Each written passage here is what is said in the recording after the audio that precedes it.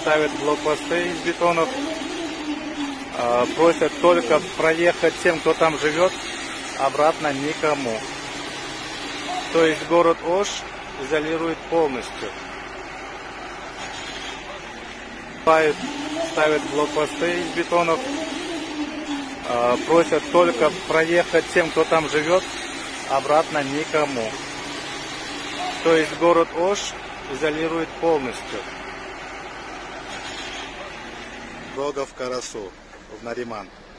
Это после ХБК. Дорога закрыта. Никого не пускают. Говорят, если проедешь, обратно уже не проедешь. То есть, если ты поедешь в сторону Наримана, ну, если ты живешь в стороне Карасу, обратно...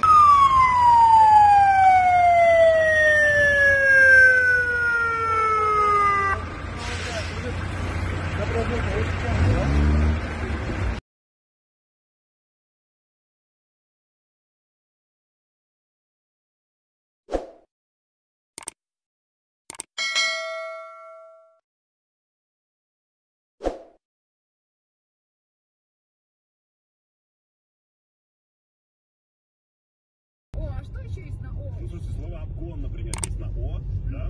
Что еще есть? Аккумулятор. Аккумулятор. Оглядывое число есть на О. Ну, много чего на О, оказывается. О, Да, подождите, а колокольный магнит, я там в суде.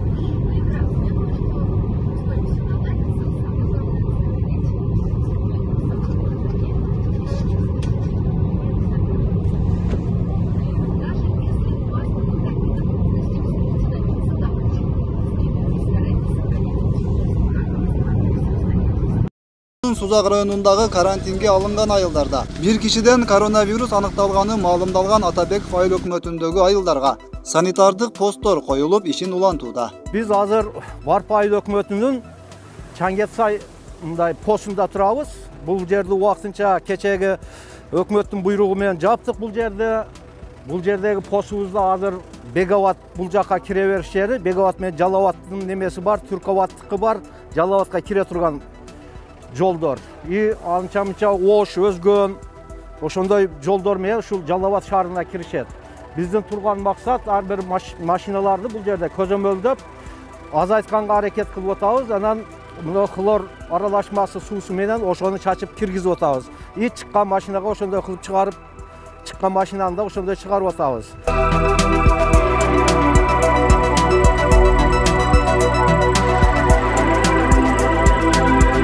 Бегабад айылынын кире беришине коюлган постода жергиликтүү тургундарды зарылчылык болбосо сыртка чыгарбоо жана башка аймактардан келип кирүүнү каалагандарга көзөмөл күчөтүлгөн. Элдик кошуундар түзүлүп, өкмөттүк кызматкерлерге жардам беришүүдө.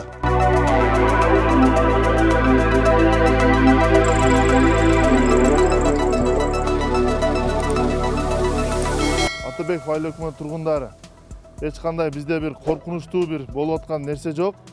Паникага алдырбастан эле ушул балдарыбызды, ата-энелерибиз менен ушул үйдөн чыкпастан эле бир отурсак жакшы болот. Бир зарылчылык болсо, бизде өзүбүздүн ушул Беговат Атабеков айыл өкмөтүнүн территориясындагы бүт магазиндерде продукталар бар. Бизде эми азыр карантинге алынып бир эле биздин бир түпүк көчө бар. Эгембердиев деген көчөбүз, ал көчөдө болгону 7 эле түтүн үйүбүз бар. Ал жерден ошол бир 2 адамды подозренияга алынган. Бул тастыкталган эмес. Подозренияга деп туруп биз ал ошол 8 үйдү карантинге алдык. Кээ бирөөнү кайтарып атабыз. Местныйды кайт үйүңө деп. А кээ бирөө банкка кетип бартат. Аптекеге кетип бартат. Больницада адам бар, ошого кетип бартат. Ооруган адамдар болуп атат, ого кетип бартат. Алып. Ошону мына өзүбүздө мына ооруп атат, мына мындай болуп атат деп ошону айтып, түшүндүрүп берип атабыз жигиттер. Muhtаждык болбойт айылда? Жок, муктаждыгы жок, Кудай кааласа.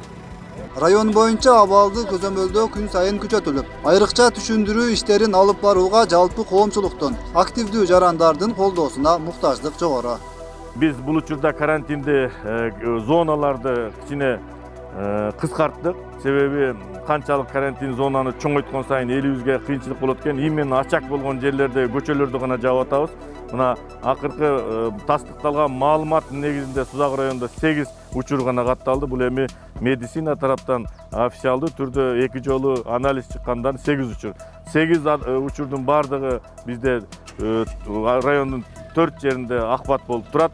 Облус боюнча да абал туруктуу экени айтылды. 50дөй посттор бар.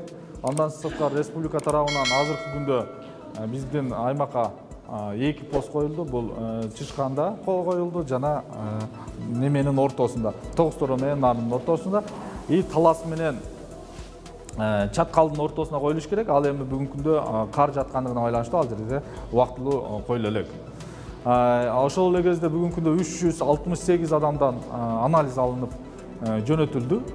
Азыркы күндө уже иштер жүрүп атат. Ал боюнча 177 адамдыкы чыгып, азыр пока анализдерин толук кандуу бизге беришелек. Өлкөдө өзгөчө кырдаал киргизилип, бир катар коомдук жайлар жабылганына байланыштуу. Мисалы, кафе, ресторандарда жумушчу болуп, күнүмдүк тиричилиги үчүн иштеп келгенин айткан бир топ Жалал Абад тургундары азык-түлүк жана каражат жагынан жардамга муктаж экенин билдиришкен болчу. Аларга жергиликтүү бийликтен мындайча жооп узатылды. Эчтекеним жок.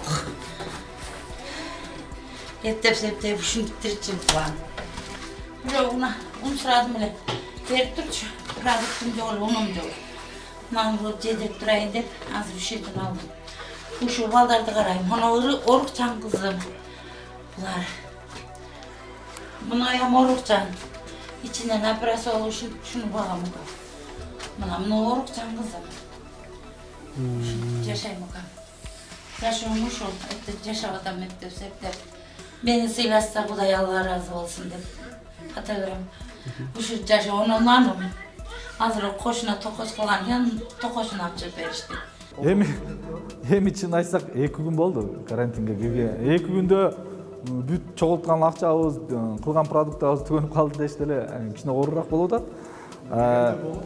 Негизи эгер бүгүнкү күндө азыр 100 тонна ун келди, күн помуш, май келди. Эгер ошондой жок болуп калган болсо, ал жардам иретинде келди, биздин жардам берген. Ошолорго кайрылса, бизге деле жергиликтүү айыл өкмөткө эле кайрылсын, алар ошол жерден бекер ун майын алып бергенге аракет жасайбыз.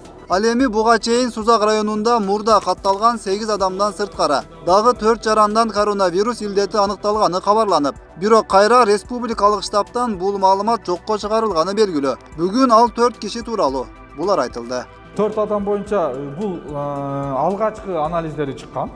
Азыр тигил республиканын лабораториядан тастыктап чыгаргандан кийин бизге маалыматын берет. Бүгүн 23 мартта саат 14:00 карата Кыргызстанда адамдар коронавируска чалдыккан жаңы учур катталган жок. COVID-19 вирусу менен ооруган адамдардын саны 14 киши боюнча турат. Алардын 6 эркек, 8 аял. Ооруп жаткан 71 жаш. Ассаламу алейкум кыргыз элим. Бүгүнкү күндө Аксы районунда, тагыраак айтканда Кербен шаарында милиция кызматкерлери менен ошондой эле медицина кызматкерлери менен биргеликте мындан тышкары райондук билим берүү бөлүмүнүн кызматкерлери менен райондун тургундарына азыркы кырдаалга жараша түшүндүрүү иштери жүрүп жатат. Бүгүнкү күндө ресторан, кафелер, ашканалар толугу менен жабылган. Иштеп жаткан бир гана продуктовый магазиндер жана аптекалар иштеп атат. Такси каттамдары, маршрут каттамдары райондо азыр кырдаалга жараша токтотулган. Кыргыз эли эч убакта ажиотажга жана башка нерселерге эч убакта алдырбайлы. Бүгүнкү күндө мынакей элдик кошун дайыма чакырган кайсы убакта чакырса ошол учурда келип өзүбүздүн элге түшүндүрүү иштерин жүргүзүп атабыз. Милиция кызматкерлерине элдик кошун жардам берип атат. Кырдаал жакшы, Аксы элинде, Кербен шаарында бечек баскан эч бир адам жок. Баскандар болсо дагы бет каптары менен, түшүнүү менен азыркы учурга көз караштары жакшы. бүгүнкү күндө мынакей аксыда жеке ишкерлер ун менен ошондой эле бет каптар менен камсыз кылып атат. Сырдал аябай жакшы. Кандай кыздар болсо дагы түшүнүү менен кабыл болуп атат. Мамлекеттин жана өкмөттүн буйругунун негизинде туура түшүнүп, көчөгө көп чыкпай, мүмкүн болушунча ошо үйдө олтуруп